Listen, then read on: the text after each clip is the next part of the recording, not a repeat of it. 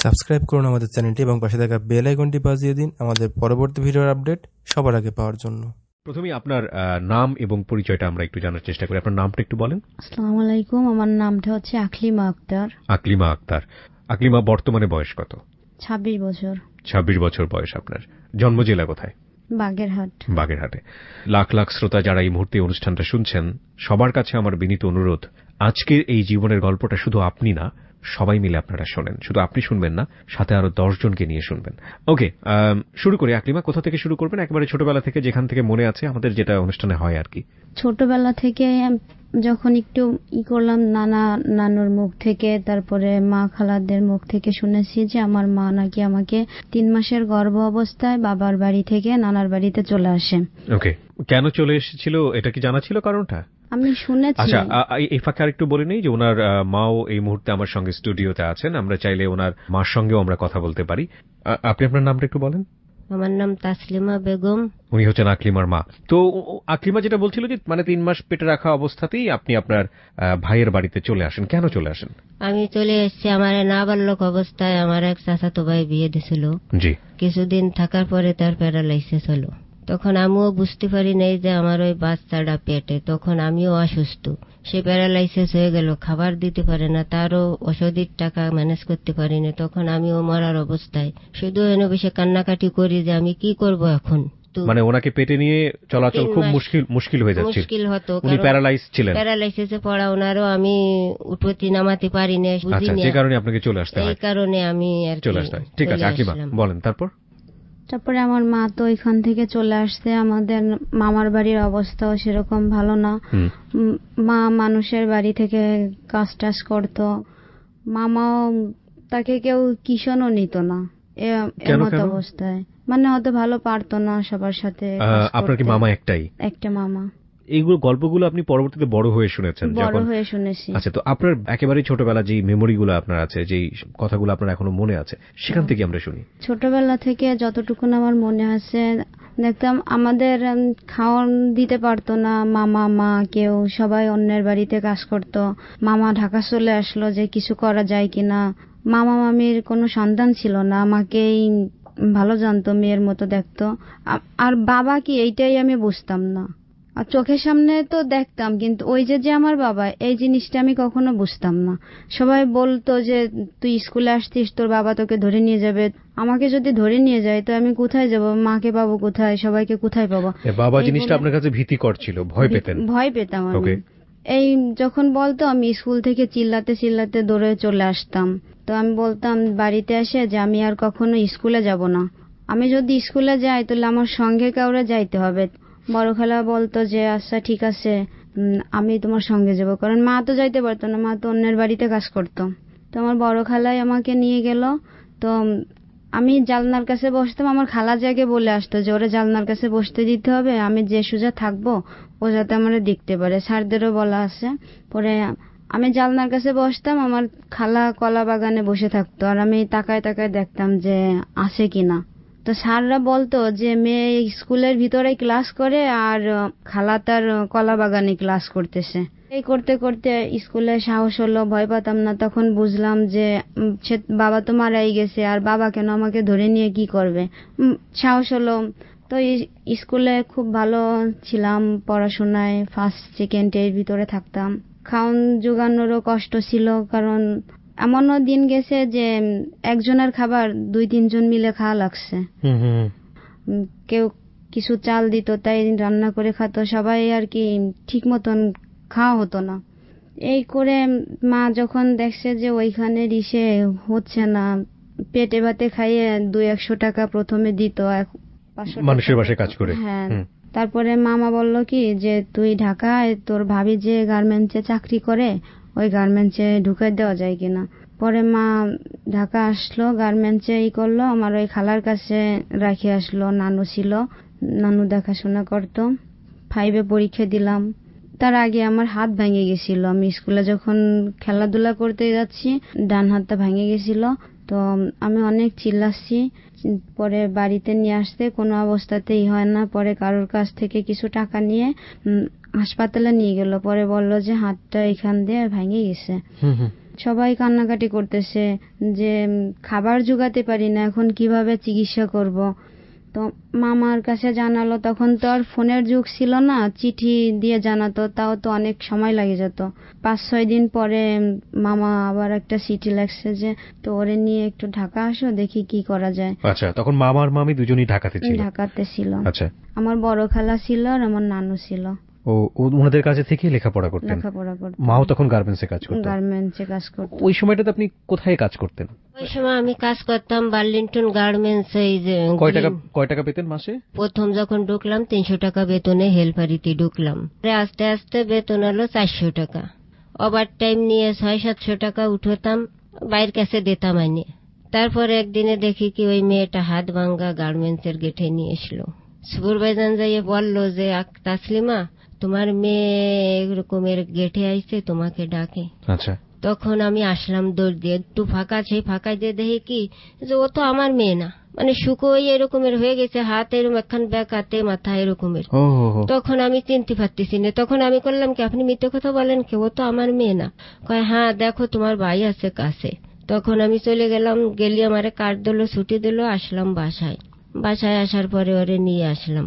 এই ফাঁকে ওর বাবার কি অবস্থা? উনি তো প্যারালাইসিসের রোগী ছিলেন, যেটা সে অবস্থায় প্যারালাইসিসের রোগী, বয়স যখন ওই যে 4 বছর, তখন তো মারা গেল। উনি মারা গিয়েছেন এর মানে? ওনার কোনো সম্পদ টম্পদ কিছু দিয়ে যায়নি না? কিছু ছিল না? কিছু ছিল না, ওই যে কোনো মতে একটু ছিল, ওই যে তা ওই যে অন্য লোকেরা আর কি। আচ্ছা, ওনার আত্মীয় স্বজন যারা আছে তারা নিয়ে নিয়েছে কিছু টাকা দিয়ে আর কি, ওনার ট্রিটমেন্ট চলছে, ওনারা আর কি দলিল করে নিয়ে গেছে। আচ্ছা, তখন সে জায়গা যেয়ে তো আর আমার কোনো লাভ নেই। তো মেয়েকে নিয়ে আসলেন আপনি বাসায় অবস্থায়? তারপরে বাসায় নিয়ে আসলাম। তখন আমার ভাই বলে কি যে এইভাবে কতদিন যাবে, তোকে অন্য কোথাও বিয়ে দি। আপনাকে? হ্যাঁ। আমি কই কি ভাই, আমি বিয়ে আর বসবো না। এখন আমার আল্লাহ একটা বাচ্চা দিয়েছে, আমি এই বাচ্চাটা নিয়ে আমি বুকে করে থাকতে চাই, আমি আর কোথাও যাব না। আমি এটিও কোথাও গেলি যদি ও হাই ছাড়ে আল্লাহর আরশ পর্যন্ত কানবে, আমি কোথাও যাব না। তারপরে ভাই আমাকে দিয়ে কোনো প্রকারে পারলো না, ওইভাবে আর কি থাকলো। জি, হাত ভাঙা অবস্থায় আসলেন আপনি মায়ের কাছে। মায়ের কাছে আসলাম, মাকে দেখে তো আমি অনেক কান্নাকাটি শুরু করলাম। মা আমাকে নিয়ে বাসায় চলে আসলো। পরে মামা আর মামি পরামর্শ করতেছে যে আমাদের তো এখনো বেতন দিতে অনেক দেরি, তো এই অবস্থায় তো বাড়িতে অনেক দিন হয়েছে থাকছে, কোনো ট্রিটমেন্টই চলে নাই। তো এখন যদি আমরা সে বেতন পর্যন্ত অপেক্ষা করি তো বিষয়টা আরো জটিল হয়ে যাবে। তো দেখো কারোর কাছে কোনো টাকা পাও কিনা।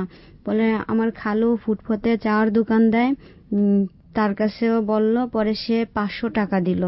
তো ডাক্তার বলল যে 500 টাকা নিয়ে আসছো, এক্সরে করতে করতেই তো 500 টাকা চলে যাবে। পরে আমার মামা বলল যে ই করো তো, ব্যথা টানানোর জন্য কিছু ওষুধ দাও, মেয়ে তো শুধু চিল্লায়, ব্যথা টানানোর জন্য ওষুধ দিল।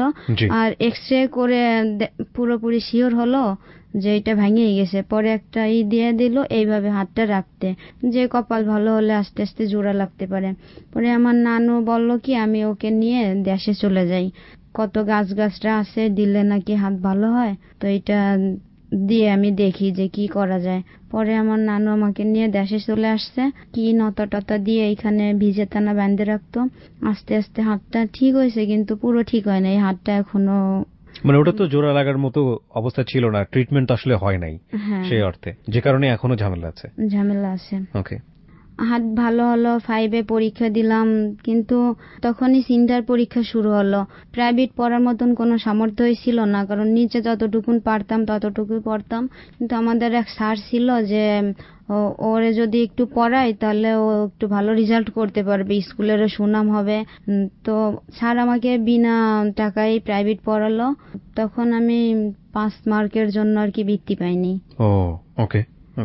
তারপরে রেজাল্ট বেরোনোর পরে 6-এ ভর্তি হয়েছি। এখন মা বলে কি দিয়ে আমি পড়াবো, আমি তো খাওয়ানি জোগাতে পারি না, তো তোমার পড়াশোনা কিভাবে করাবো। কিন্তু আমার মনে মনে একটা প্রতিজ্ঞা ছিল যে যত কষ্টই হোক না কেন আমি পড়াশোনা চালাই যাব।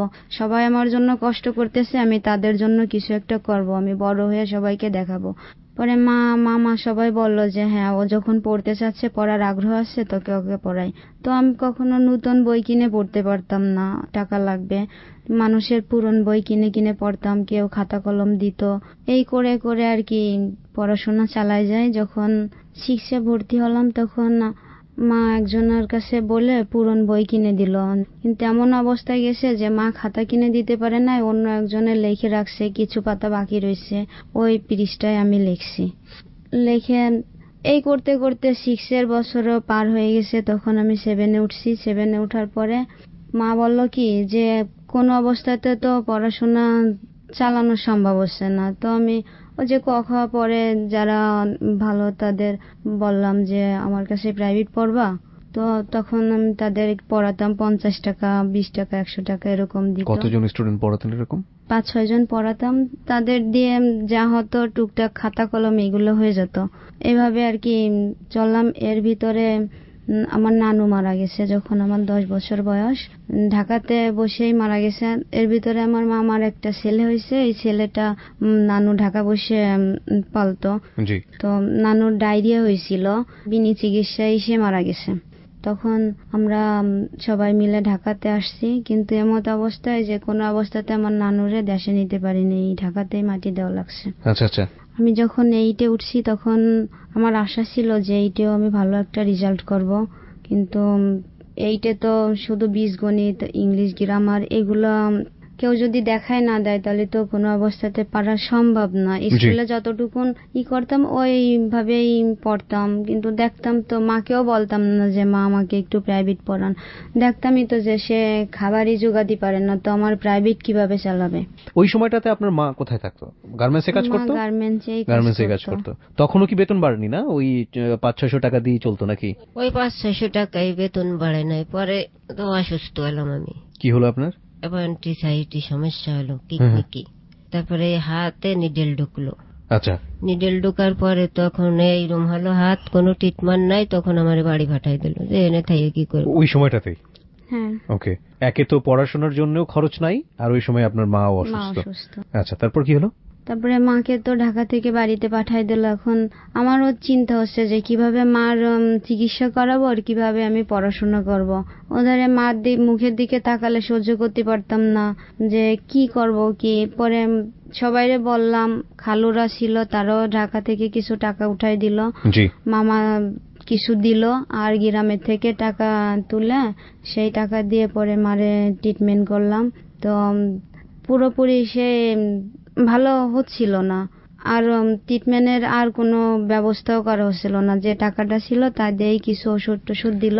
প্রিয় শ্রোতা, এখানে আপনাদেরকে একটা বিষয় একটু নোট করতে চাই। আজকে আপনারা আকলিমার জীবনের গল্প শুনছেন, এবং আকলিমার যে বলার স্টাইল বা থেমে থেমে বলা, আমি সবাইকে রিকোয়েস্ট করব একটু ধৈর্য ধরে আজকের গল্পটা শেষ পর্যন্ত শোনার জন্য। কজ কিছু কিছু গল্প থাকে যেটাতে আপনাদেরকে আমি বিশেষভাবে রিকোয়েস্ট করি, এবং সেখানে আপনারা নিশ্চিতভাবেই কিছু না কিছু পান হ্যালো ইট 920 থেকে। যে গল্পগুলোতে আমি সবাইকে রিকোয়েস্ট করি, শুধুমাত্র আপনি না, সাথে আরো 10 জনকে শোনানোর জন্য। এবং সেই গল্পগুলো শুনে অনেকেই খুব সন্তুষ্ট চিত্তে ঘুমোতে যান, অনেকেই জীবনের অর্থ খুঁজে পান, অনেকেই হয়তো নতুন করে জীবনটাকে নিয়ে ভাবতে শুরু করেন। তো সেরকমই একটা গল্প আজকের এই জীবন গল্প। বলুন আকলিমা, তারপর কি হলো? তারপরে মা বলল যে এটা নিয়ে তুমি টেনশন করো না, আমার যা হয় তা হবে, আল্লাহ যদি আমার হায়াত দেয় তো আমি আস্তে আস্তে ভালো হয়ে যাব। আচ্ছা, এই এত কষ্ট পাচ্ছেন আপনি, মাও পারতেছে না, আপনি নিজেও টেনে টুনে কোন রকম পাশ করছেন, ভালোভাবে পড়াশোনা করার মতো কিছুই পাচ্ছেন না। একটা মানুষের পুরনো খাতা যেখানে লেখা আছে সেটার উপরে আপনি লিখছেন, এক সেট পুরনো বই পাচ্ছেন, তারপরেও পড়তে ইচ্ছা করতো কেন? পড়তে ইচ্ছা করতো যে আমাদের ফ্যামিলিটা সবাই আমার জন্য কষ্ট করে, তো আমি যত কষ্টই হোক না কেন পড়াশোনা করে কোনো একটা ভালো চাকরি করে তাদের মুখে হাসি ফোটানোর জন্য, যাতে এরকম আর কষ্ট করতে না হয়, তাদের জন্য আমি যাতে কিছু করতে পারি। এই স্বপ্নটা আপনার ছোটবেলা থেকেই মনের মধ্যে ছিল? হ্যাঁ, ছোটবেলা থেকে এই স্বপ্ন। যেভাবেই হোক না কেন মার মুখে হাসি ফোটাতে হবে, মামার মুখে হাসি ফোটাতে হবে, তাই কি? ওকে। এইরকম একটা স্বপ্নের পেছনে কিন্তু ওর মার একটা মারাত্মক রকমের স্যাক্রিফাইস। ছোট একটা বাচ্চা যাকে নিয়ে হয়তো সে একটা অন্য সংসার করতে পারত, সে বয়সটাও তার ছিল, কিন্তু সে সংসার করেনি এই কারণে যে এই মেয়েটাকে সে কোনোভাবেই কষ্ট দিতে চায়নি। এবং সে প্রথম দিকে তার যেরকম বলা সেই জায়গা থেকেই বলছিল যে আল্লাহ এটাকে খুব সহজভাবে নেবেন না। চিন্তা করে দেখুন, এবং সে আজ পর্যন্ত অবিবাহিত, শুধুমাত্র এই মেয়েটিকে নিয়ে তার স্বপ্ন, এবং মেয়েটিকে নিয়েই তার জীবন যুদ্ধ। আর ওদিকে ওই ছোট্ট মেয়েটি, যে গল্পটি আমরা এখানে শুনছি আকলিমা, তার জীবন যুদ্ধ হচ্ছে। যেভাবেই হোক, চেয়ে চিনতে যেভাবেই হোক না কেন, একটু লেখাপড়া করে মার মুখে, মা যে কষ্টটা করে যাচ্ছে, মার মুখে একটু হাসি ফোটাতে চাই। ওকে, বলুন তারপর। তারপরে যখন রাত হতো মা আমাকে জড়ায় ধরে না কাঁদতো যে এত কষ্ট, মানুষের ছেলে মেয়ে কিভাবে চলাফেরা করে, কত সুখে শান্তিতে থাকে, আমি আমার মেয়েটারে কিছুই দিতে পারতেছি না, কত কষ্ট। কিন্তু আমি মারে বলতাম, মা এখন কষ্ট করি, একদিন না একদিন আমাদের সুখ হবে, আমি চাই যে আমি ভালো পড়াশোনা করে আপনাদের মুখে হাসি ফুটাবো। তারপরে এইটার পরীক্ষা দিলাম, যেরকম আশা করছিলাম সেরকম রেজাল্ট করতে পারি নাই, কারণ নিজের উদ্যোগ দিয়ে যতটুকুন পড়েছি ততটুকুনই রেজাল্ট হয়েছে। আমার পড়াশোনা এইভাবেই চলছে, মা 2-4 টাকা দিত, খালুরা দিত, ওই পাড়াপড়শিরা দিত, এভাবেই করে পড়াশোনা চালাই যাচ্ছিলাম। তো মা যখন একটু সুস্থ হলো তখন বলল যে বসে থাকে কি করব, সবারই তো অভাব অনটন, তো আমি দেখি কারোর বাড়ি কাজ করতে পারি কিনা। পরে তার পাশের বাড়ি তার এক চাচা ওই বাড়িতে কাজ করে, মাস গেলে 500 টাকা দেয়। এই সময়টাতে একটু এই প্রশ্নটা আমি করছি, আমি জানি উত্তরটা কি হবে, তারপরে ওর কাছ থেকে একটু শুনতে চাই। খাবার দাবারের তালিকাটা একটু শুনি তো, কি খেতেন? মাংস জুটতো মাসে বা বছরে? ওই মা যে বাড়িতে কাজ করত তারা যদি একটু রান্না করত মাকে দিত, মা সেই খাবারটা বাড়িতে নিয়ে আসতো। তাদের যেদিন ভালো লাগতো দিত, যেদিন ভালো লাগতো না দিত না। তো আমার আর একটা খালা ছিল, খালাকে নিয়ে মা আমি খাবারটা ভাগ করেই খাইতাম। আচ্ছা, তো নিজেদের এরকম কোনো সামর্থ্য ছিল না যে টাকা দিয়ে মাছ মাংস কিনে নিয়ে আসবো। ওকে, গল্পটা আসলে শুরু হয়েছে মাত্র, গল্পটা অনেক দূর যাবে এবং আশা করছি এত দূর পর্যন্ত আপনাদের সবাইকে আমরা পাবো একসাথে। তো হ্যাঁ, মা একটা বাসায় কাজ শুরু করলো 500 টাকা বেতনে, আপনি তখন 8 পাস করেছেন, তারপর? 8 পাস করছি। তখন মা 1 ক্লাস যাওয়ার পরেই মা বলতো যে তুমি পড়াশোনা ছাড়ি দাও, কিন্তু আমার তো ভিতরে একটা জিনিস কাজ করতেছে যে যত কষ্ট হোক আমি পড়াশোনা ছাড়বো না। মাকে বুঝাতাম, কিন্তু আমার বড় খালা আমার মাকে বেশি উৎসাহ দিত যে ও যখন পড়তে চাচ্ছে ওকে করিস না। আমার বড় খালা কিন্তু আমাদের দিকে তাকায় এখন পর্যন্ত বিয়ে করে নাই। বড় খালাও বিয়ে করেনি? বড় খালাও বিয়ে করে। কি করতো উনি? আমাদের দেখাশোনা করতো। দেখাশোনা বলতে কিভাবে দেখাশোনা করতো? কিছু করতো উনি? মা ওই যে মানুষের বাড়িতে কাজ করতো, উনি আপনাকে দেখাশোনা করতো? সে আমাকে দেখাশোনা করতো। আচ্ছা, তো আপনাকে দেখাশোনা করতে গিয়েই মূলত সে আর বিয়ে শাদী করেনি? হ্যাঁ। আপনার মাকে যেহেতু কাজ করতে হয় সুতরাং আপনাকে বাসায় এসে দেখাশোনা করতো? দেখাশোনা করে। আচ্ছা, তারপর? উৎসাহ দিত আপনাকে? উৎসাহ দিত যে তুমি পড়ো, সমস্যা নাই, মানুষ চেষ্টা করলে তো সবকিছুই করতে পারে। তারপরে আমি আবার পড়াশোনা শুরু করলাম। 9-এ যে 10-এ যখন উঠলাম, স্যাররা বলতো যে এ কি পাশ করতে পারবে, এই খাতা এই কলম ঠিক মতো লিখতে পারে না, খাতা কলমের অভাবে প্রাইভেটে পড়তেছে না। পরে সবাই বলতো যে দেখা যাক, কিন্তু মেয়েটার যখন এত আশা, তো টেস্টেও আমি অ্যালাউ হয়েছি। তো আমি এসএসসি পরীক্ষা দিতে গেলাম, তখন মা কিছুদিনের জন্য ছুটি নিল। আচ্ছা, তো এই যে এসএসসি পরীক্ষা দিতে গেলেন, এসএসসি তো ফর্ম ফিল আপের টাকা লাগে, মা কিছু দিল, তারপরে আমার মেজো খালু কিছু দিল, এটাও মানুষের কাছ থেকে ধার করে নিয়ে আসতো? মানুষের কাছ থেকে নিয়ে, ওই যে আর একটু মা হেল্প করলো, মা একটু দিল। এই টাকাটা দিয়ে পরে ফর্ম ফিল আপ করলাম। তবে যা সবার থেকে জানায় আমার থেকে একটু কনসিডার করছিল, একটু কম নিয়েছিল স্কুলে? হ্যাঁ, একটু কম নিয়েছিল।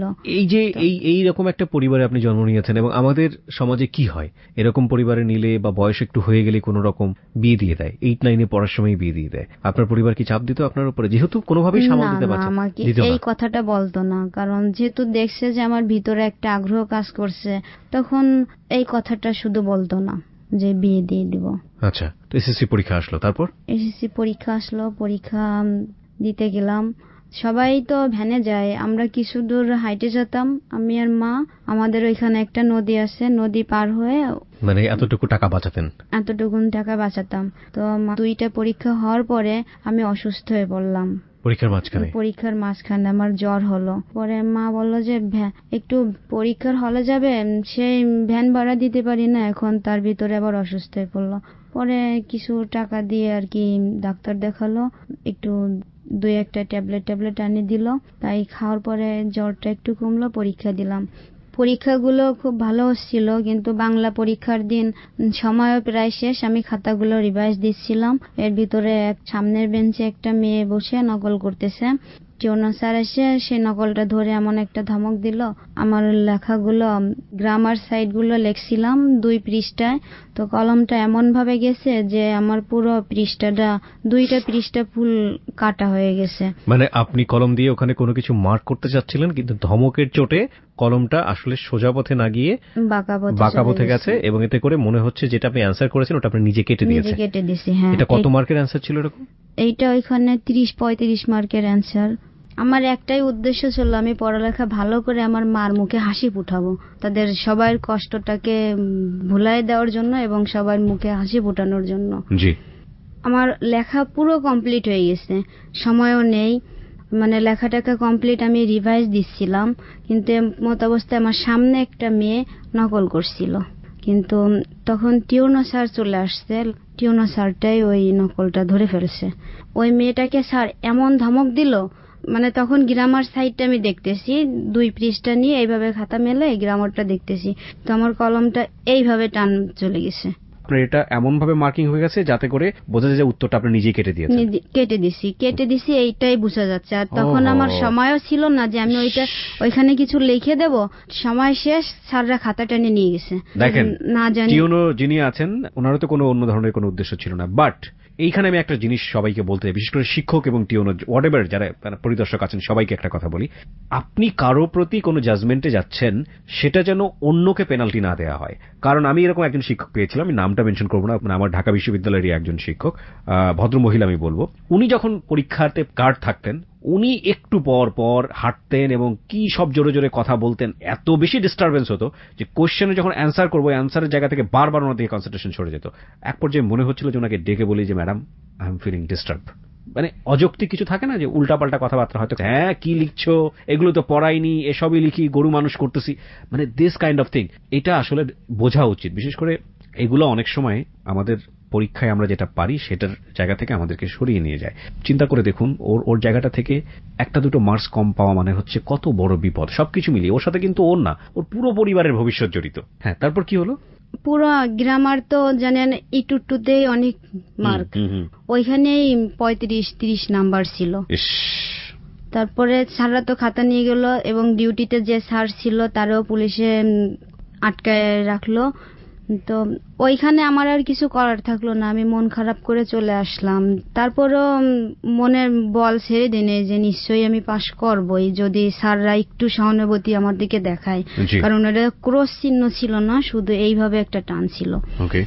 তো এই করতে করতে রেজাল্ট বেরোলো, কিন্তু কপাল আমার, সেটাও আমার কপাল খারাপ। আমি অঙ্ক, ইংলিশে, বিজ্ঞানে কিছুতেই ফেল করিনি, আমি সেই বাংলাতেই ফেল করছি। চিন্তা করে দেখুন, একটা ধমক আপনি পেনাল্টি দিলেন যাকে, তার পেছনের স্টুডেন্টের ভবিষ্যৎটাকে শেষ করে দিল। আপনি ওই 30 মার্কস পেলে আপনি পাশ করতেন, অবশ্যই পাশ করে যেতাম আমি। দেখেন, পরীক্ষার পরিদর্শক যারা তারা শুনছেন আজকের এই গল্পটা, আমি বিলিভ করি আজকের পর থেকে আপনারা হয়তো এই বিষয়টাতে একটু সতর্ক হবেন। প্লিজ হ্যাঁ বলুন। তারপরে রেজাল্টটা পাইয়ে তো মানে আমাদের পরিবার এবং আমার যে আমি কিভাবে পড়াশোনা করে কিভাবে পরীক্ষা দিছি আর আমার রেজাল্ট এরকম হলো, আমার তো বিশ্বাস করারই কথা না। তখন সবার চোখে কান্না চলে আসলো যে কি হয়ে গেল। স্যাররাও কখনো বিশ্বাস করতে পারলো না যে এই মেয়েটা পরীক্ষায় ফেল করবে। পরে আমি স্যারের বিষয়টা খুলে বললাম যে স্যার এই একটা কাহিনী হয়েছে, এজন্য হয়তো আমার রেজাল্টটা এতই খারাপ হয়ে গেছে। পরে স্যাররা আমাকে সান্ত্বনা দিল যে আশা ছাড়িয়ে দিও না, তুমি পরবর্তীতে আবার পরীক্ষা দাও, তুমি খুব ভালো রেজাল্ট করবা। তারপরে সত্যি খুব খারাপ লাগলো, এটা খারাপ লাগারই বিষয় যে সবার পরীক্ষার সাথে সবার জীবনের সাথে আমার জীবনটা তো মেলে না। আমি কত কষ্টের মাঝে পরীক্ষা দিছি, আর আমার এত দুর্ভাগ্য কপাল যে একটু সময় পাইলে হয়তো আমি ওইখানে লিখে দিতে পারতাম যে আমার প্রশ্নটা আমি কাটিনি, আমার কলমের দাগ পড়ে গেছে, প্রশ্নগুলো সঠিক। তো আমি তখন আবারও পড়াশোনা মনোযোগ হলাম, মাকেও বুঝালাম যে মা, ভুল মানুষেরই হয়, তো এটা নিয়ে মন খারাপ করার কিছু নাই, আমি পরবর্তীতে পরীক্ষা দিয়ে ভালো রেজাল্ট করব, আপনি সেই রেজাল্টটা পাইয়ে আপনি খুবই খুশি হবেন। তো আমি আবারও পরীক্ষা দিলাম, কিন্তু সেইখানে একটু বিষয় আছে যে আমি 3.99 পাইছি, 4 হয়নি 1 পয়েন্টের জন্য। 3.99 হলে 4 করে দেওয়ার কথা না? দেয় না। আমি জানি না, এরকম হলে তো 4 করে দেওয়ার কথা। If it is okay maybe. ওইটার জন্য আমার অনেক খারাপ লাগছে যে আমি নিশ্চয়ই আর একটু ভালো পড়লে কিংবা যদি আমি একটু কারো সাহায্য নিতে পারতাম, একটু প্রাইভেট পড়তাম, তাহলে নিশ্চয়ই আমি আরো অনেক ভালো রেজাল্ট করতে পারতাম। রাইট। এখন মা বলতেছে কি যে তোমারে আমি কিভাবে পড়াবো, আর পড়াশোনার খরচ চালানোর মতন সামর্থ্য নাই, তুমি আর পড়া লাগবে না, এই পর্যন্তই থাকো, ইন্টারমিডিয়েটে ভর্তি হবা, সেখানে তো অনেক খরচ। তো আমি চুপচাপ বসে থাকছি আর চোখের পানি ঝরাচ্ছি যে আমার আশা ছিল আমি অনেক বড় কিছু একটা করব, কিন্তু আমার পড়ালেখা যদি এইখানেই অফ হয়ে যায় তো আমি কিভাবে অনেক বড় কিছু করে সবাইকে খুশি করব। অনেকক্ষণ ধরে ভাবতেছি, তখন আমার খালা আসছে। খালা এসে বলতেছে যে কি হয়েছে, তুমি খাওয়া দাওয়া করতেছো না, চুপচাপ করে বসে আছো, কি সমস্যা? তখন আমি তাকে জড়াই ধরে বলতেছি যে এমন একটা পজিশনে আসছি যে এখন আমার কিছুই করার নেই। মা আমাকে এই কথা বলছে যে আর পড়াশোনা করা লাগবে না, আমি কিভাবে তোমার খরচ চালাবো, ওদের সংসারের খরচ, পড়াশোনার খরচ, সেটা তো আমার দ্বারা সম্ভব না, মানুষে কত দিবে। তো আন্টি বলল কি তুমি দেখো অত বড় ক্লাসের কাউরে প্রাইভেট পড়াতে না পারলেও দেখো ছোট ছোট বাচ্চাদের প্রাইভেট পড়াতে পারো কিনা, নিজের খরচটা নিজে চালাতে পারো কিনা। আমি সবেমাত্র এসএসসি পাস করছি, আমার কাছে কি কেউ সহজে প্রাইভেট পড়ানোর জন্য দিবে? গ্রামের বাড়িতে কয়েকজনে বলল যে ঠিক আছে আমি পড়াবো, কিন্তু দিতে কত জানেন? মাত্র 100 টাকা 50 টাকা মাসে। তারপরও আমি হাল ছাড়ি দিনে যে আমার যত কষ্টই হোক আমি যদি 10টা প্রাইভেট পড়াতে পারি তাও কিছু টাকা তো আমার আসবে, সেটা দিয়ে আমি পড়াশোনা চালাই যাব। তো মাকে বললাম যে আমি প্রাইভেট পড়াই, আপনিও তো মানুষের বাড়িতে কাজ করতেছেন, খালুরা তো আছে, তো গ্রামের লোকজন আছে, সবাইকে বলবো যে আমার মতন এরকম অভাগা মেয়ে তো কেউ নাই, আপনারা সবাই আমাকে একটু সাহায্য করেন, আমি যাতে পড়াশোনাটা করতে পারি। পরে মা বললো কি আচ্ছা ঠিক আছে, তাহলে তুমি পড়াশোনা চালায় যাও। পরে আমি কলেজে ভর্তি হলাম, আমার এক ভাই গেল সাথে, মানে সেই ভাইয়াটা ছাড়ে বলল যে ওদের এই সমস্যা, তো ভর্তির জন্য যে টাকা লাগবে সেই টাকাতে কিছু কনসিডার করার জন্য। তারপরে স্যার সব কথা শুনে টুনে আমাকে ভর্তির জন্য কিছু টাকা কনসিডার করলো। আমি যে হাই স্কুলে পড়তাম ওই হাই স্কুলের দূর সম্পর্কের আমার এক মামা ছিল, সেও গেল, সবকিছু বলে টলে আসলো যে কলেজের যত ফিটি আসছে না কেন সব সময়ের জন্য কিছু কনসিডার করার জন্য। পরে প্রিন্সিপাল স্যার এটাতে মত দিল যে আচ্ছা ঠিক আছে। তো এইভাবে করে আমি পড়াশোনা চালায় যাচ্ছি। মার সম্পর্কে কি যেন এক আত্মীয় হয়, তখন আমাকে বই কিনে দিছিল। 2007 সালে সিডর হলো না, ওই সিডরের সময় আমাদের ঘরের পিছনে একটা বিশাল একটা সিরেজ গাছ ছিল মামাদের। তো আমরা তো রাত্রে ঘুমায় রয়েছি, বাতাস এরকম, সবাই আমরা এক জায়গায় ঘুমায় আছি, তখন মামাও বাড়িতে গেছে, মামি ঢাকায় মামা বাড়িতে, কারণ মামা অসুস্থ ছিল, কুকচির গোড়ার রক শুকায় গেছিল, রক্ত চলাচল ছিল না। সিডরের সময় ওই গাছটা উল্টে আমাদের ঘরের উপরে পড়লো, একেবারে মাঝামাঝিতে এসে গাছটা পড়লো। সুপারি গাছ ছিল, নিম গাছ ছিল, সবগুলো আর কি পড়ছে। মরার উপর খাড়ার ঘা বোধহয় এটা কি বলে, বলুন। মামা সজাগ ছিল, আমি ঘুমাই গেছিলাম। মামা বলল যে তোমরা সবাই যে অবস্থায় আছো দরজা খুলে বেরোয় যাও, ঘরের উপরে গাছ পড়ছে। সামনের দরজা দিয়ে বেরোতে গেছি, দেখি ডালপালার পাতা সামনের দরজা দিয়ে বেরোতে পারতেছি না। পরে পিছনের দরজা দিয়ে বেরোলাম, কুনাকুনি দৌড় দিতে গেছি মামাকে ঘরের কাছে, তখন এইভাবে দৌড় দিতে গেছি একটা নিম গাছ এসে সামনের উপরে পড়লো, তো চিক দিয়ে এই পাশ দিয়ে দৌড় দিছি। সবাই চলে গেছে, আমি আর মামা ভিতরে রয়েছি যে কিছু মাল জিনিস বের করা যায় কিনা। তারপরে দেখি ঘর মুড়মুড় করে এইভাবে পড়ে যাচ্ছে। তারপরে মা চিক দিয়েছে যে ভাইজান আপনি মাল জিনিস যায় যাক, আপনি আমার মেয়েটারে নিয়ে তাড়াতাড়ি বেরোয় আসেন। পরে আমার মামা আমার হাত ধরে নিয়ে বেরোয় আসছে, আর আমি তখন আমার কোনো ভয়ই ছিল না। আমি একবার এই বাড়িতে একবার ওই বাড়িতে যে চিল্লাচ্ছি যে আপনারা কে কোথায় আছেন, সবাই দৌড়ে আসেন, আমাদের ঘরের উপরে গাছ পড়ছে। বৃষ্টির আওয়াজ, বাতাসের শব্দ, কেউ শুনতেই পারতেছে না। পরে মামা জোরে চিক দিছে, তখন কয়েকজন লোক আসছে, ওই গাছের ডাল সামনে দিয়ে একটু কাটে দিছে, কাটে দেওয়ার পরে ঘরের একটু ফিন্নি টিনে বাঁধাইছে, মানে পুরো আর কি পড়ে যায় না, কিন্তু মনে হচ্ছে যে উপর দিয়ে ডলন গাড়িতে ডলে থুয়ে গেছে। তারপরে আমার যত বই খাতা ছিল সব ভিজে গেছে, পড়ার মতন কোনো সিস্টেমই ছিল না। একটার পর একটা লাগিয়ে গেছে, একটার পর একটা ওই বই, যে বইটা কেউ একজন আপনাদেরকে আমাকে যে পড়ার জন্য কিনে দিয়েছিল, কে যেন দিয়েছিল? সম্পর্কে ভাই হয়, কিন্তু অনেক অনেক দূর সম্পর্কে। তারপরে ওই রাতটুকুন আমার এক মামার ঘরে, মার চাচতো ভাইয়ের ঘরে, ওইখানে কাটাইলাম।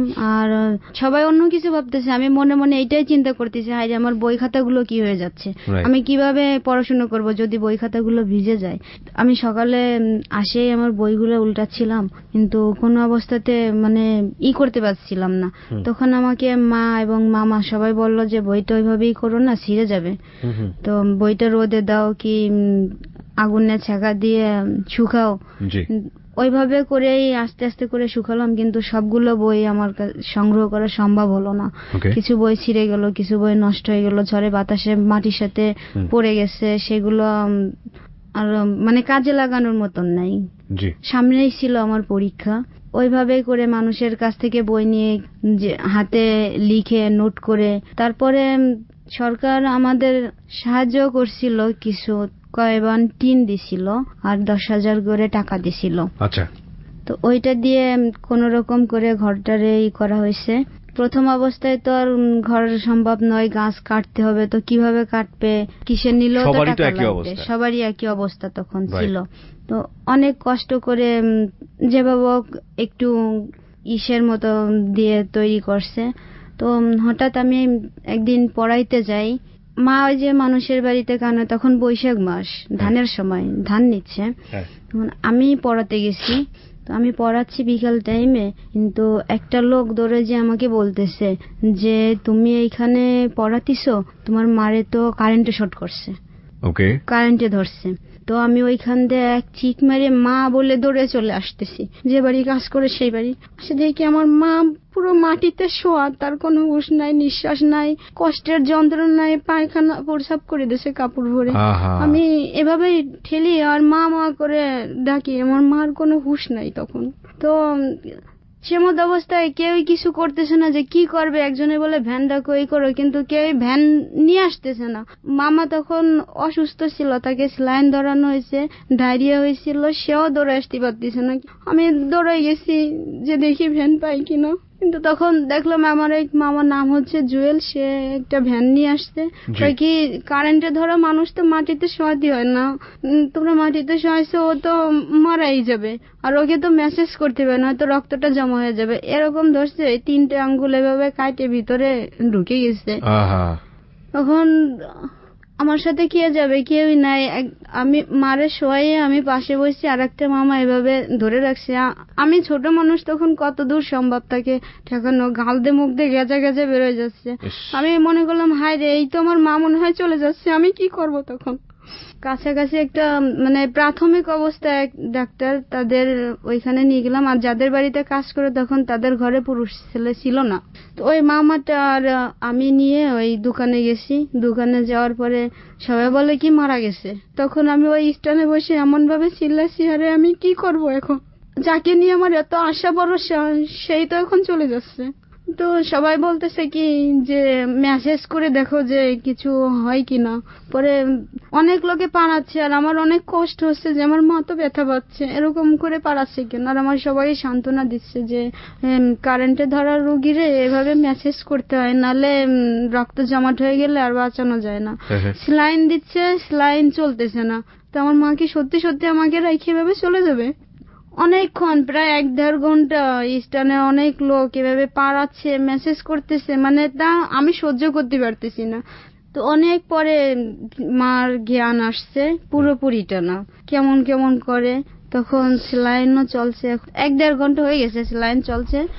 বাড়িতে পাঠাই দিল যে হাতে সরিষার তেল গরম করে মেসেজ করার তালে থাকবা, কাঁথা কাপড়তে ঢেকে রাখবা, তো আস্তে আস্তে ঠিক হয়ে যাবে। তো বাড়িতে নিয়ে আসছি, স্যালাইন কাটে গেছে। অনেকেই মানে স্যালাইন দিতে পারে, তাদের সবাইরে আমি ডাকে নিয়ে আসছি, যে আরো দেখতে আসছে, তারা স্যালাইন দিতে চাচ্ছে, স্যালাইন হচ্ছে না, স্যালাইন বারবার কাটে যাচ্ছে, কাটে যায় যে ফুলে উঠতেছে। আর সবাই বলতেছে যে এই রুগীরে কিছুতেই এইখানে রাখা যাবে না, স্যালাইনটা যতক্ষণ মানে চলছিল, তখন তার শরীরটা গরম ছিল, এখন স্যালাইনটা কাটে গেছে, এখন শরীরটা আবার আস্তে আস্তে ঠান্ডা হয়ে যাচ্ছে। তখন ওই যে বাড়িতে কাজ করতো তার পাশের বাড়ির তারই চাচাতো বাড়ির ছেলে, ও আমি আর আমাদের দূর সম্পর্কের এক ভাই হয়, সে রাত তখন 9টা বাজে, তখন হাসপাতালে নিয়ে গেলাম একটা ভ্যান ঠিক করে। তো আমাদের বাড়ি থেকে হসপিটালে যাওয়ার সময় একটা নদী পার হতে হয়, মধুমতি নদী। তখন ওইখানে খেওয়া ছিল আর এক ফেরি ছিল গাড়ি চলাচল করার জন্য, তখন খেওয়া বন্ধ হয়ে গেছে, কিভাবে নিব? তখন ওই ভাই বলল কি ফেরি ডাক দেই, যত টাকা লাগে ফেরির জন্য আমি দিয়ে দেবো, তোর দেওয়া লাগবে না। তারপরে ইতির ভিতরে একটা গাড়ি আসছে, আল্লাহ সহায় ছিল নিশ্চয়ই, এই জন্য একটা গাড়ি আসছে, গাড়িতে করে মাকে হাসপাতালে নিয়ে গেছি। তখন জ্ঞান আছে কিন্তু খুব চিল্লাচ্ছিল, শরীরের ভিতরে হয়তো যন্ত্রণা করতেছিল কিনা। সারা রাত ওইখানে রয়েছে, স্যালাইন দিছে, ইঞ্জেকশন দিছে ডাক্তার, মলম দিয়ে করে দিছে। হাতের যে 3টে আঙ্গুলে যে কাটিয়ে ভিতরে ঢুকে গেছিল, তখন ওইখানে সারা রাত মার পাশে আমি আর ওই চাচতো ভাই ছিলাম। সকালবেলাও চলে আসলাম, আমি একা মারে নিয়ে থাকলাম। কিন্তু কিছুক্ষণ পর পর কেমন জানি করতো, আমার খুব ভয় লাগতো। সকালবেলা মামা গেছে ভাত রান্না করে নিয়ে, আমি বলছি যে মামা মাকে কি বাসায় নিয়ে যাব নাকি? তো বলছে যে বাসায় নেওয়ার মতন সেরকম পজিশন হলে তো ডাক্তারই বলতো যে বাসায় নিয়ে যাও, তো এখন তো বাসায় নেওয়ার মতন সেরকম কোনো সিস্টেম হয় নাই, তো দেখো কি হয়। আস্তে আস্তে করে ওইখানে থাকলাম, 3 দিন থাকলাম ওইখানে। ট্রিটমেন্টের টাকাটা তারা দিছিল কিছু টাকা, তারপর যাদের আর বাকিটা আমাদের ম্যানেজ করা লাগছে। তারপরে মা সুস্থ হলো, কিন্তু আবারও সেই বাড়িতে কাজ করে, কারণ উপায় নাই। কারেন্টে ধরা অবস্থায় তো সে আগুনের কাছে যেতে পারে না, ঠান্ডা লাগাতে পারে না, এই অবস্থা। আর এই বইয়ের ব্যাপারটা যেটা বলছিলাম যে বই হয়ে গেল, তারপরেও আমি কষ্ট করে নোট করে করে পড়তেছিলাম। পরীক্ষা এসে গেল সামনে, পরীক্ষা দিব, 2টা পরীক্ষা দেয়া হয়েছে। তখন ওই যে বলছি যে কি কারণে জানি না, যে আমার পরীক্ষার সময় আমি অসুস্থ হয়ে যাই। 2টা পরীক্ষা দেওয়ার পরে আমার এত পরিমাণ জ্বর উঠছে, কিন্তু হাতে 2 দিন সময় ছিল, 2টা বন্ধ ছিল, কিন্তু ডাক্তারের কাছে নিছে। ডাক্তার বলে যে আমি রক্ত পরীক্ষা করব, সবকিছু করব, তারপরে ওষুধ দিব। ডাক্তারে বললাম যে পরীক্ষা করার মতো সেরকম কোনো সময়ও হাতে নেই, আর সেরকম টাকা পয়সাও আমার কাছে নেই যে আমি পরীক্ষা করব, একটু ওষুধ দেন যে আমি তাড়াতাড়ি সুস্থ হয়ে যাই, আমার জ্বর কমে যায়, আমার সামনে পরীক্ষা। পরে সে কিছু ওষুধ লিখে দিল, সেই টাকাটাও দিল। ওই যে পাশের বাড়ির এক মামি ছিল, ওই মামি টাকাটা দিয়ে দিল। হ্যাঁ, শেষ পর্যন্ত আমার জ্বর ভালো হলো, আমি পরীক্ষা দিলাম, পরীক্ষা শেষ। তারপর হচ্ছে বাড়িতে বসে কি করব, টিউশনি শুরু করলাম, টিউশনি করাচ্ছি। মাও অন্যের বাড়িতে কাজ করছে। আমি যখন ডিগ্রিতে ভর্তি হয়েছি তখন মামা অসুস্থ হয়ে পড়ছে। হঠাৎ করে মামার এই কোমরের এইখানে রক শুকাই গেছে, আর সবে বরাতের রাত্রে গোসল করার সময় হাত পা ডলা দিচ্ছিল, বুড়ো আঙ্গুলের কাছে যে আঙ্গুলটা, ওই আঙ্গুল থেকে একটু চামড়া উঠে গেছে। তখন ডাক্তারের কাছে নিলাম, ডাক্তার বলছে যে কোমরের এইখানে রক শুকাই গেছে, আর ওই ঘাটারে নাকি গ্যাংগ্রিন, হ্যাঁ এইটা বলে। পরে মামারে বাইরে পাঠাই দিয়ে আমাকে জিজ্ঞেস করলো যে তোমার মামার অবস্থা তো বেশি একটা ভালো না, এই আঙ্গুলটা যদি কাটিয়ে না ফেলানো হয় তাহলে ভালো হবে না, তো কি করবো? আমি বলছি যে আমি বাড়িতে যাই, আমি কি বলবো, বাড়িতে যেয়ে সবার কাছে আলোচনা করি, তারপরে দেখা যাবে। আপনি কিছু ব্যথা টানানোর ওষুধ দেন, ব্যথা টানে আর ফুলাটা কমে। তখন সেই ওষুধ দিল, 200-300 টাকার ওষুধ নিয়ে বাড়িতে চলে আসছি। ওষুধ খাওয়ার পরে ব্যথাটা একটু কমছে, কিছুদিন ভালো ছিল, তারপর থেকে আবার ওরকম অসুখ শুরু হলো। গোপালগঞ্জে নিয়ে আসলাম, তা সেইখানে ধরা পড়ছে যে তার হার্টের সমস্যা। ডাক্তারে বললাম তার পায়ের সমস্যা, আর আপনি হার্টের চিকিৎসা করতেছেন, কি পায়ের চিকিৎসা যদি আগে তো শুরু করি তো হার্টের সমস্যাটা বাড়ে যাবে, তখন সে হার্টের স্ট্রোক করে মারা যাবে। তো ওইখান থেকে কিছুদিন ওইখানে রাখে কোনো পরিবর্তন বুঝি না, তো নিয়ে আসছি। মামি ঢাকা নিয়ে আসছে পিজিতে। আস্তে আস্তে ঘাটা বাইরে যাচ্ছে, পচন ধরতেছে, আঁঠু পর্যন্ত উঠে গেছে। তো ডাক্তার বলল যে এইটা যদি কাটি ফেলি, আঁঠু পর্যন্ত কাটি ফেলতে হবে, তো টাকা লাগবে 2 থেকে 2.5 লাখ টাকা ওষুধ বাদে। My goodness. হার্টে রিং পরাতে হবে, হার্ট কন্ট্রোল করে তারপর ওইটা কাটতে হবে, 2 থেকে 2.5 লাখ টাকা। My goodness. এই কারণে বলছি যে 2.5 লাখ টাকা হয়তো কারোর জন্য কোনো টাকাই না, কিন্তু ওর ফ্যামিলির জন্য 2.5 লাখ টাকা কত টাকা আপনি চিন্তা করে দেখেন। যেখানে নুন আনতে পান্তা ফোরায়, যেখানে বছরে একবার পাতে মাংস জোটে না, মাছ জোটে না, এইরকম একটা ফ্যামিলিতে 2.5 লক্ষ টাকা ট্রিটমেন্টের জন্য প্রয়োজন। এবং ও কিন্তু ওর মামার ফ্যামিলিতেই বিলং করে। বলেন তারপরে মামি এই যে খালু ফুটপাতে চার দোকান দেয় এখানে, তো বললো যে এখানে আমরা কি করতে পারি, আমাদের তো কিছু করার নাই, অত টাকা আমরা কোথায় পাবো, আমাদেরই তো নুন আনতে পান্তা পুরাই। তো মাম্মি বাড়িতে নিয়ে যেয়ে একটু মা একজনের কাছে খবর পাইছে যে ওই কি পাতা পুতা দিলে নাকি ভালো হবে, তারও নাকি জ্ঞানহীন রোগ হয়েছিল, সে ভালো হয়েছে, কিন্তু আমার মামা আর ভালো হয়নি। যতই দিচ্ছে ততই আস্তে আস্তে বাড়তেই লাগছে, কোনো ছাড়ার দিকে যায় না। মামা বলল যে মানে আমরা মামাকে বলছি যে এই বাড়িটুকুর জায়গা আমরা বিক্রি করে দিয়ে আপনার ট্রিটমেন্টের ব্যবস্থা করি। তো মামা আমাকে বলল যে ওটাই তো আপনাদের শেষ সম্বল ছিল। শেষ সম্বল যে এইটুকুই তো জায়গা আছে, শুধু জায়গাটুকু বিক্রি করে দিলে তোরা কোথায় যে দাঁড়াবি, তোরা কি রাস্তায় যেয়ে দাঁড়াবি? আমি চাই না, আমি এইভাবেই মারা যেতে চাই, কারণ এই আমার 2টা ছেলে মেয়ে হয়েছে, তোরা কোথায় যাবি? তো এক পর্যায়ে এটা আমরা বিক্রি করলাম না। মামা ওই বিছানে থাকতো, চিল্লাতো, কাঁদতো, কিন্তু সহ্য করার মতন না। আর এমন অবস্থা হয়েছিল যে আমাদের বাড়ির পাশ দিয়ে কেউ হাইটেই যাইতে পারতো না, এত বিশ্রী গন্ধ।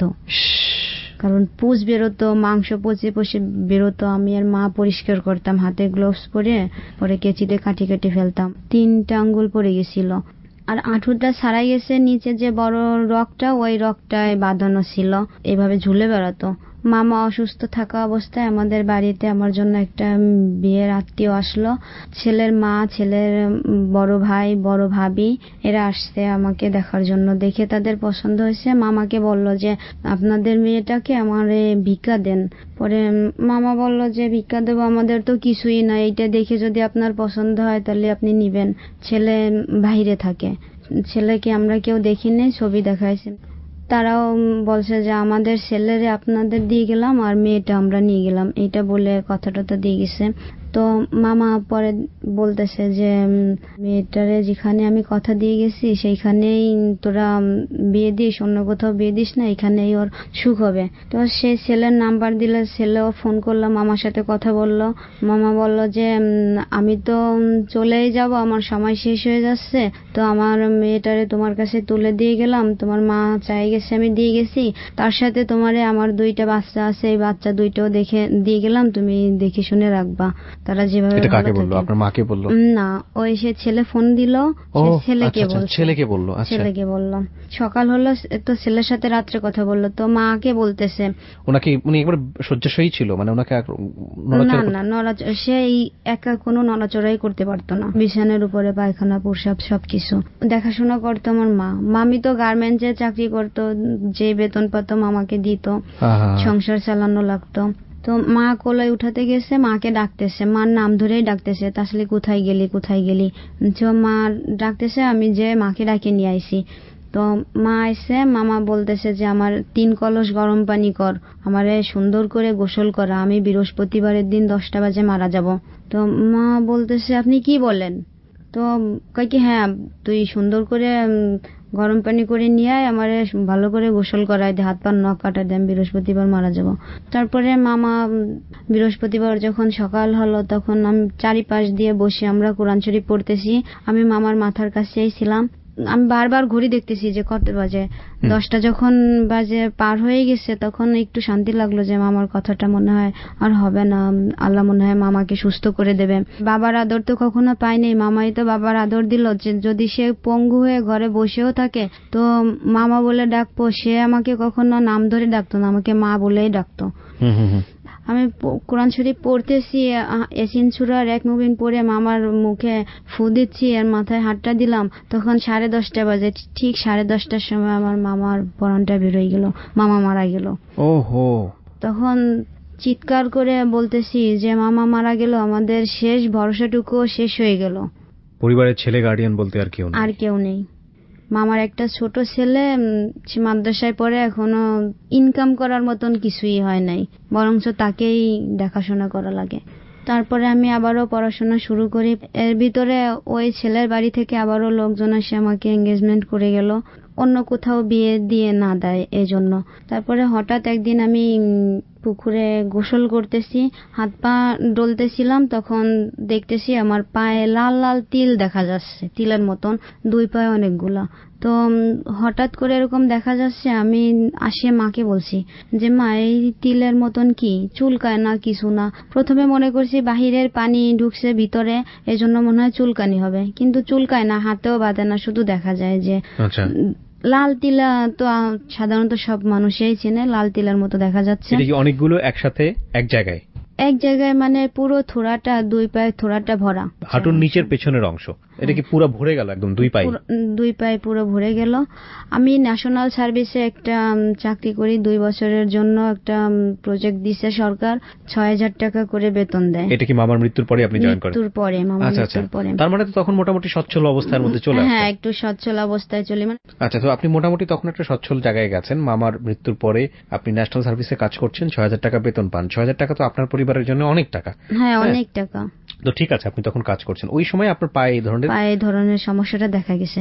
তো আমি আমার এক মামি বিজলির সাথে স্কুলে যাচ্ছি, তো স্কুলে যে বসার পরে মামি আমার পায়ের ওইগুলো দেখছে, দেখার পরে বলতেছে যে আকলিমা তোমার পায়ে এগুলো কি হয়েছে? তো আমি বললাম যে পুকুরের মনে বাইরের পানি জমছে, এই জন্য এটা হয়েছে। তো বলো যে পাজামাটা আর একটু উঠাও, আমি একটু দেখি ভালো করে যে আসলে সমস্যাটা কি। দেখছে যে আমার আঁঠুর ওইখানে কয়েকটা কালো কালো কামজানি রক্ত জমাট হয়ে গেছে। আমাকে বললো যে তুই ঘাই লাগে রক্ত জমা হয়ে গেছে, তুই টের পাসনি? আমি বলছি যে না মামি, আমি তো এটা টেরই পাইনি, কখনো তো আমি ঘাই খাইনি, তো রক্ত জমা হবে কিভাবে? কয়েক জায়গায় এরকম রক্ত জমাট হয়ে গেছে। তো মামি আমারে বলতেছে তুই আগামী সপ্তাহে ডাক্তারের কাছে যাবি, সাগর বাড়ি আসবে রোজারিদে, কোনো দাগ টাগ যাতে না থাকে, ডাক্তার দেখাবি। আমি বলছি আচ্ছা ঠিক আছে দেখাবো। তো বেশি যখন হয়ে গেছে মা বললো কি আচ্ছা তোর মামির কাছে যাই পরামর্শ নে কোন ডাক্তার দেখাবি। মামিরাই গেলাম, মামি একটা তার মামারে ফোন দিল, দিয়ে বলো গোপালগঞ্জ সিটি ডায়াগনস্টিকে ঢাকা থেকে একটা ডাক্তার বসে, ডাক্তারের নাম হচ্ছে আনিসুর রহমান, ওই ডাক্তার দেখাও। তো ওই ডাক্তারের কাছে গেছি আমি আর মা। যাওয়ার পরে ডাক্তার দেখে পরে আমার 2টা টেস্ট দিয়েছে, একটা সিবিসি একটা পিবিএফ। এই টেস্ট দেখায় ডাক্তার বললো যে আমি 5টা থেকে 5:30টার ভিতর এখানে নিয়ে আসতে হবে। সন্ধানের থেকে টেস্ট করাই নিয়ে ডাক্তারের কাছে আসছি। আমার টেস্টের রিপোর্টটা দিতে দেরি হয়েছিল, তো আসার পরে ডাক্তার ওই টেস্টের রিপোর্টটা দেখে আমার মুখের দিকে অনেকক্ষণ ধরে তাকায় রয়েছে। তো আমি জিজ্ঞেস করছি যে স্যার কি আসছে রিপোর্টে? তো আমাকে তখন বলল যে তোমার সাথে আর কি আসছে? বলছি আমার সাথে আমার মা আসছে। কয় কোনো পুরুষ ছেলে আসে নাই? আমি বলছি যে না, কোনো পুরুষ ছেলে আসে নাই। তখন বলল যে তোমার মাকে ডাকো। মাকে ভিতরে নিয়ে আসছে। আচ্ছা, ভিতরে নিয়ে আসছে। আপনার কাছ থেকে শুনি একটু আন্টি, কি বললো ডাক্তার? ডাক্তার আমাকে বলল যে আন্টি আপনার মেয়ের যা ভাবছিলাম সেটা তো না, আপনার মেয়ের ব্লাডে অন্য একটা রোগ ধরা পড়ছে। আচ্ছা, ব্লাডে সমস্যা। ব্লাডে এবার কি সমস্যা? বলে যে ব্লাডে একটু টিউমারের কায়দা ধরা পড়ছে, এখন আপনারা খুলনা একটা ডাক্তার আছে, ওই ডাক্তারের কাছে নিয়ে আপনারা এই পরীক্ষাটা করান, তাহলে আমি শিওর হবো। এইটাই আমি শিওর হতে পারতেছি না। তখন আমরা তো চিনি নিয়ে জানি না, খুলনা বাস করিয়ে। তো আপনি বের হওয়ার পর আপনার মেয়ে আপনাকে জিজ্ঞেস করলো না ডাক্তার কি বলেছে? ডাক্তার তো জিজ্ঞেস করলো। মেয়ে জিজ্ঞেস করলে মেয়েকে বললেন যে টিউমারের মতো কিছু? না। তো মেয়েকে কি বললেন? মেয়েরে বললাম যে এনো আবার বলে কি তোমার মানুষের তেমনি হাতে হেনো হেনে টিউমার হয়, রক্তে টিউমার হয় নাকি? বাজান এটা তো আমি লেহা জানি পড়া জানি না, আমিও তো বুঝি না। মেয়েকে কি বুঝালেন আপনি বের হওয়ার পর? মেয়েরে বুঝালাম যে আমি তো বুঝি না, ওটা কিছু না, এখন আমরা অন্য ডাক্তারের কাছে যাই দেখি কি বলে। তারপরে কি হলো আকলিমা বলেন? সে একটা ডাক্তারের নাম বলে দিল। আমি মনে করছি গোপালগঞ্জের ভিতরেই কোথাও। তো জিজ্ঞেস করলাম যে সন্ধ্যার আগে আপনার কাছে নিয়ে আসতে পারবো? তো বলো যে এটা তো খুলনা, তুমি খুলনা যাবা, কালকে যাবা, যত তাড়াতাড়ি সম্ভব তুমি এইটা করে নিয়ে আসবা। তো আমি আর মা গাড়িতে করে আসতেছি, কিন্তু নানান প্রশ্ন আমার মনের ভিতরে জমা করতেছে যে এমন কি সমস্যা হলো যে এইখানে ধরা পড়ে না, এখন খুলনা যাইতে হবে, কি হলো আমার সব আশা কি শেষ হয়ে যাবে নাকি? তো বাড়িতে এসে মাকে বলছি মা খুলনা তো কখনো চিনি না, তো কাকে নিয়ে যাব খুলনা? পরে মা বলল যে তোর এক ভাবি আছে, ভাবির কাছে যাই দেখি ভাবি যায় কিনা। ভাবির কাছে যাই বললো যে এরকম আমার মেয়েটার তো এই সমস্যার কথা বলছে, এখন খুলনা যেতে হবে, তো তুই কি আমাকে সাথে একটু যাবি? পরে ভাবি বললো যে আচ্ছা যাবো, সমস্যা নেই। খুলনা যাওয়ার উদ্দেশ্যে আর কি রওনা করলাম। স্টানে ভাবি ওই একটা ডাক্তারের দেখাইছে, এই টেস্টের রিপোর্টটা কি আসছে, কয় কি টেস্টের রিপোর্টটা তো ভালো না, তো দেখেন মাঝে মাঝে তো রিপোর্ট ভুল আসে, তো খুলনা যেয়ে দেখেন কি বলে। তখন ভাবি মারে বলল যে দয়ানুজ পড়েন, গাড়িতে ওঠার পরে যে দয়ানুজ পড়েন যাতে এখানে যে রিপোর্ট আসছে খুলনা যাতে এই রিপোর্টটা না আসে। এটা আপনার মামি বলছে? ভাবি বলছে মাকে। ওকে। তো মা মনে মনে টেনশনই করতেছে যে কি এমন হলো। তখন তো আপনি ছিলেন গাড়ির মধ্যে? হ্যাঁ আমি ছিলাম। তো আপনার ভিতরে কি অনুভূতি হচ্ছিল?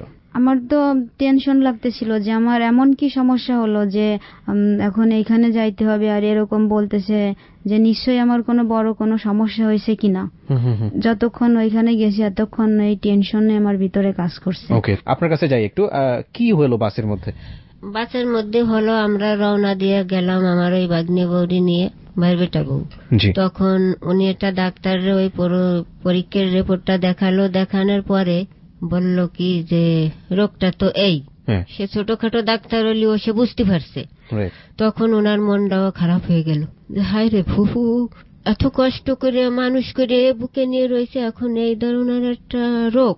তখনও আমাকে উঠে বলল কি মা আপনি মন খারাপ করেন না, আপনি মনে মনে দোয়া ইউনুস পড়েন, আর আপনি যাও, আপনি তো মা একটা কিছু মানিয়ে রাখেন। আমার তো অত সম্পত্তি কিছুই নেই, কয়টা মুরগি পালি, তখন আমি একটা মুরগি মানিয়ে রাখলাম। জাল্লা এই বেদিটা যদি আমার বাচ্চাকে না দেয় আর যদি ভালো করে তো আমি এই মুরগিটা মাদ্রাসায় দিয়ে দেবো।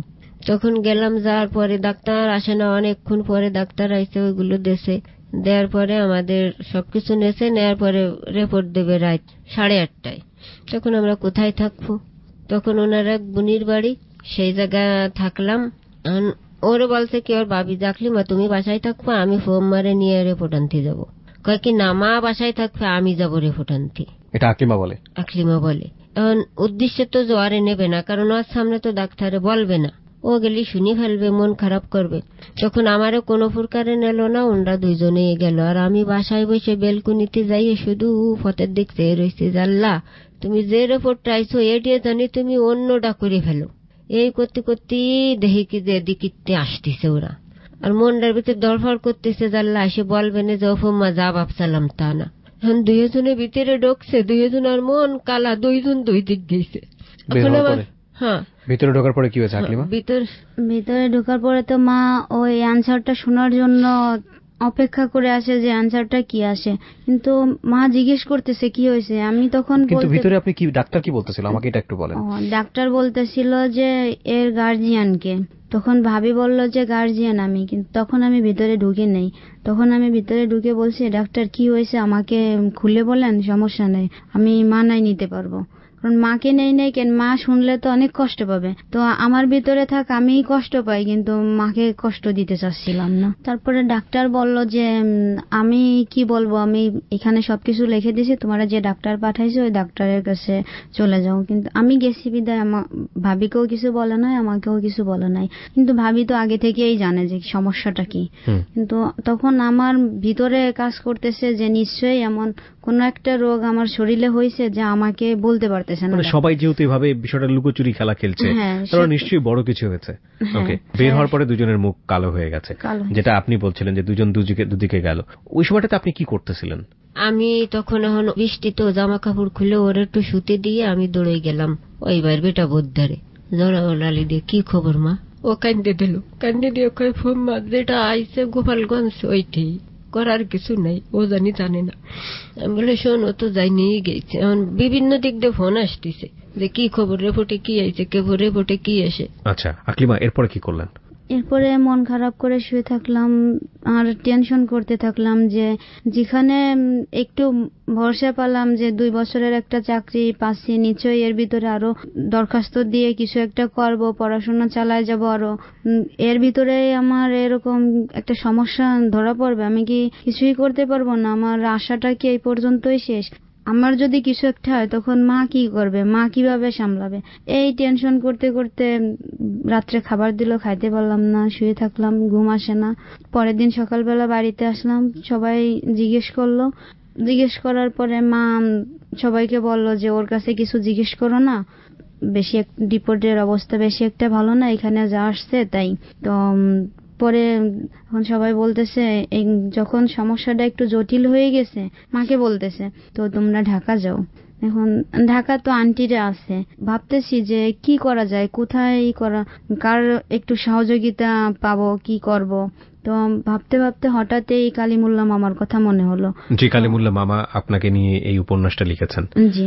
ওকে। তো মাকে বললাম, মা টেনশন করেন না, সকাল হলে নানুর কাছে যাই বলেন যে মামার কাছে একটু ফোন দিয়ে দেওয়ার জন্য। মামা তো আপনাদের দুঃসম্পর্কের আত্মীয়, দুঃসম্পর্কের মামা। পরে সকাল হলো, মা নানুদের বাড়িতে গেল, যাইয়া ফোন দিয়ে দিল। তখন মা কথা বলল মামার সাথে। মা কান্দে দিয়েই বলল যে আমার মেয়েটার এই সমস্যা, ভাই তুই আমার মেয়েটারে বাঁচা, সবাই তো বলতেছে ঢাকা যেতে, তো ঢাকা তো আমরা কিছু চিনি না, কোন ডাক্তার দেখাবো কিছু বুঝি না, তো তুই একটু আমাদের পাশে থাক, আমাদের একটু সাহায্য কর। তো মামা বলতেছে তুমি কান্নাকাটি করো না, তুমি আজকে 2:30 গাড়িতে ঢাকা চলে আসো। তখন ঢাকার উদ্দেশ্যে রওনা দিলাম, ঢাকা চলে আসলাম আন্টির বাসায়। ওই যে খালু চাওয়ার দোকান দেয় ফুটপাতে, ওই বাসায় আসছি। তো মামা সন্ধ্যাবেলা অফিস সেরে আমাদের বাসায় আসছে। আসার পরে মা তো অনেক কান্নাকাটি করতেছে, তো একই সান্ত্বনা দিচ্ছে যে সবকিছু করার মালিক হচ্ছে আল্লাহ, তুমি কান্নাকাটি করো না, টেনশন করো না, আগে তো ডাক্তারের কাছে যাই, তারপরে দেখা যাক কি হয়। মামার এক বন্ধু হয় ডাক্তার, সেই ডাক্তারের কাছে মামা নিয়ে গেল। টেস্টের ইগুলো দেখে মামা ডাক্তারে যখন দিল, তখন ডাক্তার তাকা থেকে বলল যে তুমি বাইরে যাও। মামার কাছে বলল যে টেস্টে তো এই রিপোর্ট আসছে। তখনও আপনি জানেন না? তখনও আমি জানি না যে আমার ভিতরে অত বড় একটা রোগ কাজ করতেছে। আপনি জানছেন কখনো যে আপনার ক্যান্সারের ব্যাপারটা? মামাই বলছে না কে বলছে? না, পরবর্তীতে আমাকে এবারে ভিতরে ডাকলো, কারণ মামা আমাকে যখন রিক্সা দিয়ে যাচ্ছিল তখন সান্ত্বনা দিচ্ছিল যে মানুষের অনেকের অনেক কিছু হয়, কিন্তু সবাই ভেঙে পড়ে না। তো তোমার যদি বড় কোনো সমস্যা হয়ে থাকে, তো আমি তোমার কাছে কোনো লুকোচুরি করব না, আজ না হয় কাল তোমার তো একদিন না একদিন জানতেই হবে, তো তুমি প্রথম থেকেই জানবা। ডাকার পরে ডাক্তার বলল যে তোমার তো ব্লাড ক্যান্সার হয়েছে, যার নাম শুনলে মানুষই ভয় পায়। তো আমার ভিতরে এরকম একটা রোগ কাজ করতেছে, আমি কিছুতেই কোনো বিষয় নিয়ে মানাতে পারতেছি না, নিজে মনে হচ্ছে যে আকাশ ভাঙে আমার মাথার উপরে পড়ছে। আমার এত বড় একটা স্বপ্ন, এত আশা, মাকে অনেক সুখে রাখবো, আমি অনেক বড় কিছু হব, তো এখানেই শেষ হয়ে যাবে। শুনছি যে ক্যান্সার হলে মানুষ তো বাঁচেই না, তো আমি কি বাঁচবই না, আমি কি মারাই যাব। তো আমাকে সান্ত্বনা দিচ্ছে যে কান্নাকাটি করো না, এই রোগটা নাকি সাবিনা ইয়াসমিনের হয়েছিল, সেও তো সুস্থ হয়েছে। তা আল্লাহ যদি চায় তোমাকে এত বড় একটা ব্যাধি দিয়ে তোমাকে সুস্থ তো করে তুলতে পারে মুহূর্তের ভিতরেই। একটা ডাক্তারের সাথে ফোন করলো যে এই সমস্যা কি করা যায়। তো ডাক্তার বলল যে রিপোর্টটা ঠিক আছে, কিন্তু পুরোপুরি শিওর হওয়ার জন্য আমরা একটা বোন মেরু টেস্ট করাবো। সেটা মামাবাজি স্কুলে কোথায় করাবো, পরে বললো যে ঢাকা সিএমএস এ করাতে হবে। ঢাকা সিএমএস? হ্যাঁ। পরে বললাম তো আমরা তো চিনি না। পরে মামা তার বড় ভাই শালারে ফোন দিল যে ওদের একটু ঢাকা সিএমএস এ নিয়ে যাও। পরে তার সঙ্গে আমরা ঢাকা সিএমএস এ গেলাম। এখানে একটা বিষয় হলো যে ভিতরে ঢুকছি, কিন্তু কি অবস্থা, আমাকে কেউ টানে না টেস্টে করার জন্য, আমার মাকে টানে, ওকে আসেন। পরে যখনই মা বলে যে রুগী আমি না, রুগী আমার মেয়ে, তখন সবাই মুখের দিকে তাকায় পড়ে। তখন আমারও খুব খারাপ লাগে যে এই অবস্থায় আমি আমার মাকে দেখবো, আর উল্টে আমার মা আমাকে নিয়ে এদিক ওদিকে দৌড়দৌড়ি করে। তারপরে বনমেরু টেস্ট করালো, বললো যে 3 দিন পরে রিপোর্ট দেবো। 3 দিন পরে রিপোর্ট আসছে। রিপোর্ট নিয়ে মামা কালিমুল্লাহ মামাকে নিয়ে সেই ডাক্তারের কাছে গেলাম। মামা জিজ্ঞেস করলো যে কি অবস্থা। মামা আমাকে যাইতে যাইতে রিক্সায় বললো যে আমি যতটা ধারণা করতেছি তোমার যে কোনো একটা বড় ধরনের সমস্যা হয়েছে, তো তুমি ভেঙে পড়বা না, আমি তোমাকে মিথ্যা সান্ত্বনা দেব না, যাই হোক তুমি সামলাই নেওয়ার চেষ্টা করবা, মানুষ জন্ম যখন হয়েছে মৃত্যু তো অবশ্যই হবে। টেনশন করতে করতে ওইখানে গেছি। তার মুখটা অবশ্যই কালো হয়ে গেল রিপোর্টটা দেখার পরে। তো মামা বলল যে কি সমস্যা, কি হয়েছে বলকে রিপোর্ট যেটা আসছে এটাই সত্য, এবং ফার্স্ট স্টেজ যায় সেকেন্ড স্টেজে পড়ছে। কি জিনিস এটা, আপনাকে কি বললো? তো ডাক্তার আমার মুখের দিকে তাকায় রয়েছে, আমার সামনে বলবে কিনা। ওকে। মামা ডাক্তারে বলল যে এইটা ওর সামনে বলো, আমি ওকে যথেষ্ট বুঝাইছি, সহ্য করতে পারবে। তো যে রোগটার নাম শুনলে অনেকেই ভয় পায়, রোগটা হচ্ছে ব্লাড ক্যান্সার। যা শুনে আমার ভিতরটা একেবারে এমন অবস্থা হয়ে গেল, মনে হচ্ছে যে আমি ভিতরে ঢুকে যাচ্ছি। যে এই বয়সে কি হলো, আল্লাহ আমাকে একটা মেয়ে হিসেবে বানায় ভিতরে এমন একটা রোগ দিয়ে দিল। আর আমাদের এই একটা পরিবারে এইটার ট্রিটমেন্ট বা কিভাবে চলবে, আমার মারে আমি কি বলবো? আপনার মা ছিল না ওই সময় পাশে? না, মা ওই সময় আমার পাশে ছিল না, বাইরে মার ছিল। কাছে কিভাবে জিনিসটা নিয়ে গেলেন, কিভাবে প্রেস করলেন? তারপরে বেরোয় আসলাম, আর ভিতরে তো নানান প্রশ্ন কাজ করতেছে, কি করব? আমার ভিতরে এত আশা, আর এই আশাটা কি এই মুহূর্তে শেষ হয়ে যাবে? মামা আমারে বাইরে বের করে দিল, কিন্তু তখন আমি কিছু বলতেছি না মাকে যে মামা আসুক। ডাক্তারের কাছে কথা বললো যে কোন ডাক্তার কি দেখাবো, এই সেই বলার পরে সে দুইটা ডাক্তারের নাম বললো, মঞ্জুর মোর্শেদ স্যার আর একটা ডাক্তারের নাম। তো মামা ওইখান দিয়ে বেরোয় চলে আসলো, আসার সাথে আমার আরো দুইটা মামা গেল, ওই মামারাও বাইরে দাঁড়ানো। মাকে আগে বলে নেছে যে তুমি এটা নিয়ে মন খারাপ করবা না, টেনশন করবা না, সবই আল্লাহর ইচ্ছে, আল্লাহ দিছে, আল্লাহ আবার এটা সমাধানও করতে পারে। পরে মাকে বলল যে ওর এই সমস্যাটা ধরা পড়ছে, তো মাও চোখের পানি রাখতে পারলো না। আর আমাকে মামা যথেষ্ট ভাবে বুঝাচ্ছে যে তুমি মন খারাপ করবে না, ভেঙে পড়বে না, তুমি যত মন খারাপ করবে তোমার শরীরের প্রতি তত সমস্যা হবে, রোগটা তত বেড়ে যাবে, মনে সাহস রাখবা, বল রাখবা। পরে যে ডাক্তারের কথা বললো, ডাক্তার বসে মডার্নে ধানমন্ডি। আমি মা সহ পরের দিন মামা সহ খালু সহ ওইখানে গেলাম। তো ডাক্তার আমাকে দেখে বললো যে কি সমস্যা। পরে আমি ডাক্তারের সবকিছু খুলে বললাম, রিপোর্ট গুলো দেখালো। দেখানোর পরে আমাকে মামা আর ডক্টর মিলে বললো তুমি বাইরে যেয়ে বসো। মামাই বললো যে ডাক্তার কি কি বলছে, যে ও যদি আর ট্রিটমেন্ট ছাড়া আর 3 মাস থাকে তাহলে আর বাঁচবে না, বাকিটা আল্লাহর ইচ্ছা। তা যদি ভালো ট্রিটমেন্ট হয়, ট্রিটমেন্ট চালানো যায়, তাহলে হয়তো 10 জনের ভিতরে একজন আল্লাহ যদি হায়াত দেয় তাহলে বাঁচতে পারে। তো এর খরচটা ব্যয়বহুল। মামা জিজ্ঞেস করলো যে কেমন হতে পারে, কয় প্রথম 28 দিনেই 5 লাখ টাকা খরচ হতে পারে। ওহো, 5 লাখ টাকা মানে বুঝতেই পারছেন ওদের জন্য মাউন্ট এভারেস্টে ওঠার মতন অবস্থা। তো যেখানে 500 টাকা সেভ থাকেন একটা ফ্যামিলিতে, সেখানে 5 লক্ষ টাকা। এবং what ever radio jockey or presenter, situation কখনো কখনো এরকম আসে যখন আসলে কিছু বলার মতো থাকে না। I am on that situation. বলেন। তারপরে মামা এটা জিজ্ঞেস করলো, মামাও টেনশনে থাকলো যে আমি যদিও সরকারি চাকরি করি কিন্তু আমারও তো ব্যাংক ব্যালেন্স নাই। এবং he is a very honest officer. আমি জানি না মানে আমি কেন তাকে নিয়ে এটা বলছি, আমি তার সঙ্গে মাত্র একদিন দেখা হয়েছে। এত অমায়িক একটা মানুষ, কয়েক মিনিটের কথা মাত্র, এবং এত ভালো লেগেছে তাকে আমার, যে কারণে আমি তাকে সঙ্গে সঙ্গে কথা দিয়েছি আমি নিজে কথা বলবো ওনাদের সঙ্গে। মানে এতটা ভালো লেগেছে আমার খুব অল্প সময়ের মধ্যে। আর he is really good officer. বলুন। তারপরে ডাক্তার জিজ্ঞেস করলো যে পুরো ট্রিটমেন্টের জন্য কত টাকা খরচ হতে পারে। 10 থেকে 12 লাখ টাকা খরচ হতে পারে। 10 থেকে 12 লাখ টাকা। তখন মামা বলল যে হায় রে, আমি এত টাকা কোথায় পাবো? ডাক্তার বলল যে যদি আপনারা আমার কাছে ট্রিটমেন্ট চালাতে চান তাহলে আসগর আলী হাসপাতালে চলে যাবেন কালকে সকালেই। পরে ওইটা করে মামা চলে আসলো, আমাদের ওইখানে বসে কিছুই বলে নাই।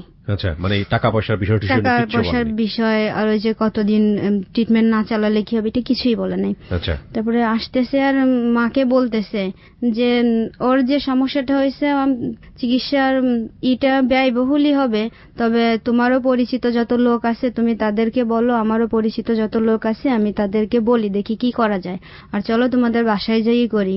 যে মামা ওইখানে ভর্তি করাবে, আমরা যদি রাজি না হই। বলার পরে বাসায় গেছি, বাসায় যে খালু ওইখানে তাকেও ডাকছে, ডাকার পরে সব কথা এই যেগুলো হয়েছে এই কথাগুলো আর কি তাদের বলা হয়েছে। পরে মা বলল কি যে তুমি আমারে ওই হাসপাতালে ভর্তি করবা, আমি এত টাকা কোথায় পাবো, আর মানুষের কাছে আমাকে বলতেছ। আমি বললাম মানুষে যদি আমাকে টাকাটা না দেয় তো আমি কি করব?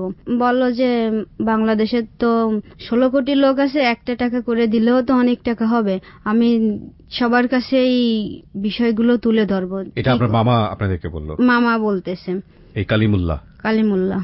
তারপরে মা বলল যে তুমি আমাকে ওইখানে ঢুকাই দিয়ে চলে আসবা, আমার কেউ যদি খোঁজ খবর না নাও তাহলে আমি কি করব? ওইখানে বসে যদি মারা যায় তাহলে টাকা না দিলেও তো আমার মেয়েকে ছাড়বে না, তার থেকে ওইখান থেকে ওইভাবে না মারাচ্ছে, বাসায় বসে মরাটাই আরো ভালো। তো মামা চিন্তা করলো যে আমার একটা ছেলে অথবা মেয়ের যদি এরকম সমস্যা হতো তাহলে কি আমি তাকে এই টাকার অভাবে মারা যেতে দিতাম? আমি যেভাবে দূরসম্পর্কের মামা, চিন্তা করুন। তো আমি যেভাবে আমার জন্য তো মানুষের কাছে টাকা চাবো না, অন্য একটা অসহায় মেয়ের জন্য আমি করব, তো যেভাবে হোক আমি পথে নামবো, দেখা যাক বাকিটা কি হয়। তাহলে বললো যে তুমি সবকিছু গুছাই রাখো, আমরা সকালবেলা 7:30টার ভিতরেই বেরোয় যাব। এখানে সকালবেলা 7:30টার ভিতরেই বেরোয় গেলাম। বেরোয় যাওয়ার পরে মামা আমাদের ওইখানে ডাক্তারের সাথে কথাবার্তা বলে আমাদের ওইখানে ভর্তি করে দিয়ে আসলো। দিয়ে এসে ডাক্তার আমাকে দেখার পরে ডাক্তার বলল যে একটা সিবি লাইন করতে হবে, গলার কাছ থেকে এখান দিয়ে নাকি সিবি লাইন করে টেস্ট করে দেখছে যে আমার প্লাটিলেট এবং ব্লাড কম।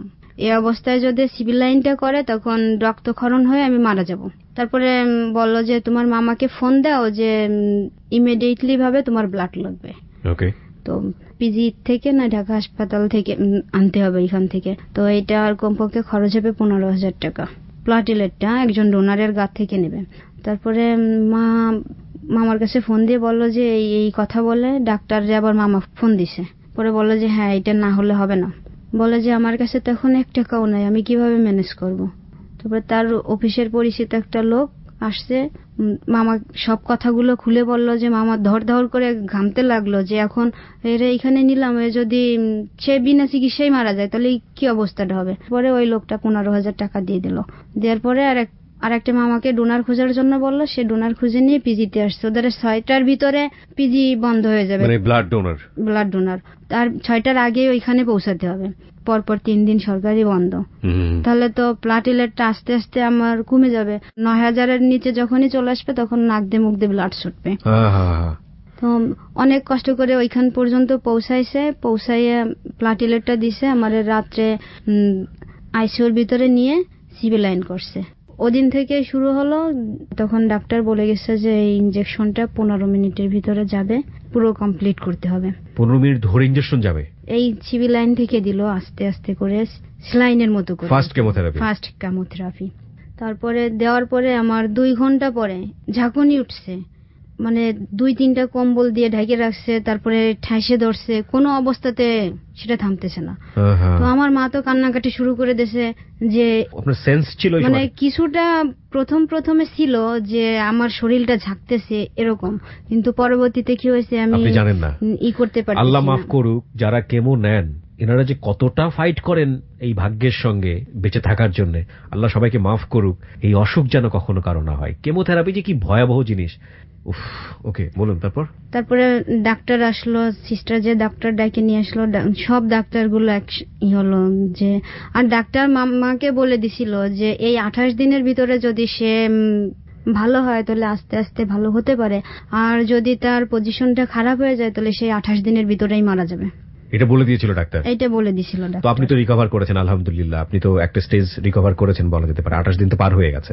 হ্যাঁ, তারপরে 2 ঘন্টা যাবত আমার ওরকম অবস্থা ছিল। আস্তে আস্তে আল্লাহর রহমতে ঠিক হয়ে গেল, কিন্তু আমি কিছু খাইতে পারতাম না, শরীরটা অনেক দুর্বল। মাঝে মাঝে ট্রিটমেন্টের কি অবস্থা? ট্রিটমেন্টের অবস্থা তো এইবার যে রিলিজ দিছে আমাদের কোনো ব্যবস্থাই ছিল না, টাকা পয়সার কোনো ব্যবস্থাই ছিল না। কত টাকা খরচ গেছে এখন পর্যন্ত? এই পর্যন্ত 11.5 লাখ টাকা। 11.5 লক্ষ টাকা খরচ গেছে। কে ম্যানেজ করেছেন এটা? ম্যানেজ করছে মামাই করছে, কিন্তু সব আপনাদের মতন জনগণের কাছ থেকে SMS পাঠিয়ে কারোর কাছে দরখাস্ত দিয়ে এভাবে করে সে টাকাটা ম্যানেজ করছে, কিন্তু এখনো সে 2 লাখ টাকার উপরে দিন আছে। আপনার মামাই এটা করছে? দুঃসম্পর্কের যে মামা কালিমুল্লাহ, দুঃসম্পর্কের যে মামা, সে এটা করছে। মানুষের কাছ থেকে গিয়ে যেভাবে হোক বিভিন্নভাবে হাত পেতে এগুলো তিনি সংগ্রহ করছেন আপনার ট্রিটমেন্টের জন্য। হ্যাঁ, এবং এগুলো দিয়ে আপনার ট্রিটমেন্ট চলছে? এগুলো দিয়েই আমার ট্রিটমেন্ট চলছে। এখন কোনো উপায় না পেয়ে মামি বলতেছে যে হায় রে কি করব, এখন তো আরো 1 ধাপ বাকি আছে ওর ট্রিটমেন্টের। আরেক ধাপ কোনটা? এইটা 4র্থ ধাপ। মানে কতগুলো ধাপ লাগবে আপনার এরকম ট্রিটমেন্টের? 4 ধাপের কথা বলছে। 3 ধাপ কমপ্লিট হয়ে গেছে, শুধু আরেকটা ধাপ বাকি আছে। হ্যাঁ, প্রথম অবস্থায় আমার এরকম অবস্থা হয়েছিল, চুল তো পড়ে গেছে, তারপরে চোখের ভিতরে রক্ত, ব্লাড, এমন অবস্থা হয়েছিল যে গলা দিয়ে আমি বমি করি, গলা দিয়ে শুধু তাজা রক্ত বেরোয়, এরকম অবস্থা। 3টা ধাপে আপনার প্রোগ্রেস কি? আপনার কি ডেভেলপমেন্ট হয়েছে? ডাক্তাররা কি বলছে? ডাক্তাররা বলছে যে 4র্থ ধাপ যদি সে হয়, তারপরে আমরা আরেকটা বোন মেরু টেস্ট করব, তখন দেখা যাবে যে কোন অবস্থায় আছে। 4র্থ ধাপের জন্য আপনার কি করতে হবে? এখন থেকেও যেরকম করা হয়েছে এখনো সেরকম। আবার সে কেমোথেরাপি দেবে? কেমোথেরাপি দেবে। কত টাকার দরকার আপনার এই ট্রিটমেন্ট এখন করার জন্য ফুল? এটা তো শিওর দিয়ে বলা যাবে না, তারপরেও 3 লাখ টাকার উপরে লাগবে এখন। 3 লাখ টাকার উপরে লাগবে ট্রিটমেন্টের হ্যাঁ। জন্য। ঠিক আছে, উনি নাম্বার ঠিক বলেছে? 3 লাখ টাকার মতো আপনি তো জানেন বোধহয়। এখন সেটি আমি তো লেখাপড়া জানি না, আমি কিছু বুঝিনি। ওই ভাই সবকিছু করে, 2 লাখ টাকা তো দেনা আছে। আচ্ছা, আরো 3 লক্ষ টাকার মতো লাগবে। 3 লক্ষ টাকার বেশি যাইবে, কারণ এই যে বন মেরু রিপোর্ট, এই রিপোর্ট সেই রিপোর্ট দিতে মানে এখনো 4-5 লক্ষ টাকার ধাক্কা হ্যাঁ, আপনাদের, এখনো 4-5 লাখ টাকার ধাক্কা আছে। এবং সেটা আপনার এই মামা একা একাই ফাইট করে যাচ্ছেন এটা ম্যানেজ করার জন্য। ফাইন, তাওয়াক্কাল তো আল্লাহ। আমরাও আজকে থেকে যুক্ত হলাম, এবং আমার মনে হয় হ্যালো 8920 লিসনাররাও যুক্ত হলেন। লেটস সি, আমরা হ্যালো 8920 তে এখন পর্যন্ত প্রাউডলি বলতে পারি যেখানে অনেক মানুষ এসেছেন, জীবনের গল্প বলেছেন, সাহায্যের হাত পেরেছেন, এবং আমরা হাত বাড়িয়ে দিয়েছি। কোনো সময় আমরা পারিনি, যে সাহায্য এসেছে সেটা আসলে সাহায্য ঠিকই ছিল, কিন্তু আল্লাহ তাকে নিয়ে গেছেন, এরকম অনেক ঘটনা ঘটেছে। কিন্তু কোনো সময় আমরা সাকসেস হয়েছি, এবং এটা আমাদের খুব খুব গর্ব ভরে বলতে ইচ্ছা করে। এগুলো আসলে খুব সাধারণ মানুষের সাহায্য। কি বলার আছে আকলিমা, শেষের দিকে এসে একটা কঠিন প্রশ্ন করি আপনাকে। আমি জানি প্রশ্নটা করা অন্যায়, তারপর আমি করতে চাই আপনাকে, কারণ ইদানিং এই বিষয়টা ব্যক্তিগতভাবে আমাকেও খুব ভাবায়। পৃথিবীতে জন্মেছি মানেই আমাদেরকে মৃত্যুর স্বাদ পেতেই হবে, কিন্তু ওই মৃত্যু ব্যাপারটাকে ফিল করা যায় না যতক্ষণ পর্যন্ত নিকটাত্মীয় বা কাছের কেউ না মারা যায়। আমি জানি আমার বাবা যেদিন মারা গেলেন, আমি যেদিন খবর পেলাম, আমার দাদি যেদিন মারা গেছেন, সেদিন আমি সত্যি সত্যি ফিল করতে পেরেছি না একদিন আমাকে চলে যেতে হবে এভাবেই। কিন্তু যখন আমি শুনলাম আমার বাবা মারা গেছেন, তারপরে আমার কাছে সবসময় মনে হতো, ইভেন আমার এখন এটা মনে হয় যে কোনো একদিন আমি থাকবো না। এই হ্যালো 8920 হয়তো বা আমার জীবনের শেষ অনুষ্ঠান, এমনও হতে পারে আল্লাহ চাইলে। আমরা তো অনিশ্চিত কবে যাব, কিন্তু আপনার সামনে তো সিস্টেম এমন হয়ে গেছে, যদি সবকিছু ফেল করে তাহলে নিশ্চিতভাবেই আপনাকে মৃত্যু মেনে নিতে হবে। এই জিনিসটা ব্যক্তিগতভাবে আপনি কখনো ফিল করেন? ফিল করলে আপনার ভিতরে ফিলটা কি হয়? তখন আমার খুব খারাপ লাগে, আবার খারাপ লাগে না এই জন্যই যে আল্লাহ যেটা করে সেটা তো খুব ভালোর জন্যই করে, তাই নিশ্চয়ই আল্লাহ আমাকে এরকম একটা সমস্যা দিছে, ভবিষ্যতে কোনো ভালো হবে সেই কারণে। আর মানুষ তো মরণশীল, একদিন তো মরতেই হবে। আবার খারাপও লাগে যে আমি এত স্বপ্ন দেখছি, কিন্তু সেই স্বপ্নগুলো আমার সব বিনিশেই শেষ হয়ে যাচ্ছে। একা একা যখন থাকি তখন মনের ভিতরে অনেক খারাপই লাগে। আমরা এতগুলো মানুষ মিলে একজন মানুষের স্বপ্নকে হেরে যেতে দিতে